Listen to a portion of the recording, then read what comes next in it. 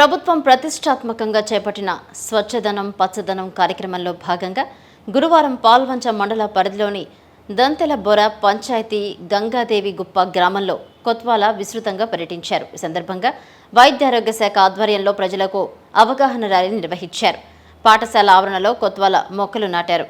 డ్రైన్లు శుభ్రం చేయించి బ్లీచింగ్ పౌడర్ చల్లారు. దోమల నివారణ గంబూషియా చేపలు బురద గుంటల్లో వేసేశారు. అయితే ఈ సందర్భంగా కొత్వాల మాట్లాడుతూ గత 20 రోజులుగా రాష్ట్రంలో విస్తారంగా వర్షాలు పడుతున్న నేపథ్యంలో గ్రామాల్లో పారిశుద్ధ్యం లోపిస్తున్నది. అధికారులు పారిశుద్ధ్యం నిర్వహణకు చర్యలు చేపట్టాలన్నారు. వైద్య సిబ్బంది గ్రామాల్లో క్యాంపులు నిర్వహించి ఈ పరీక్షలు మందుల పంపిణీ చేపట్టాలని కొత్వాల కోరారు.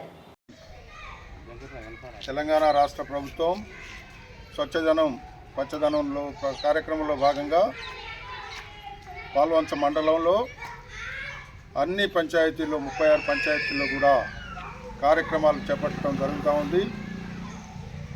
5 రోజుల పాటు జరిగే ఈ కార్యక్రమంలో ఈరోజు పాల్వంచ మండల పరిధిలోని గంగిదేవి గుప్ప దంతెలబొర గ్రామ పంచాయతీ గ్రామంలో కార్యక్రమాలు నిర్వహించడం జరుగుతూ ఉంది.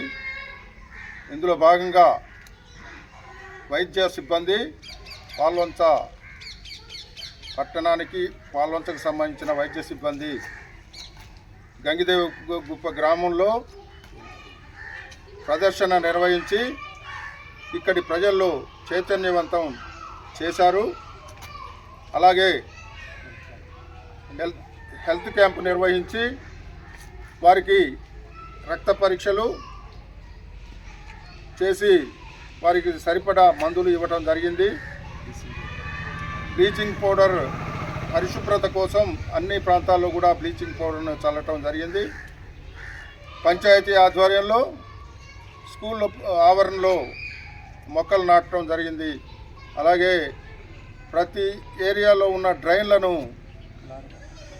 తీసేసి డ్రైన్లో ఉన్న మలినాన్ని తీసేసి వాటిలో బ్లీచింగ్ పౌడర్ చల్లి వాటిలో ఒక ప్రత్యేకమైన గాంబూషియా చేపని వేసి ఆ పిల్లల ద్వారా లార్వాని తినేసి మొత్తం అక్కడ దోమల నివారణకు కార్యక్రమం చేపట్టడం జరుగుతూ ఉంది.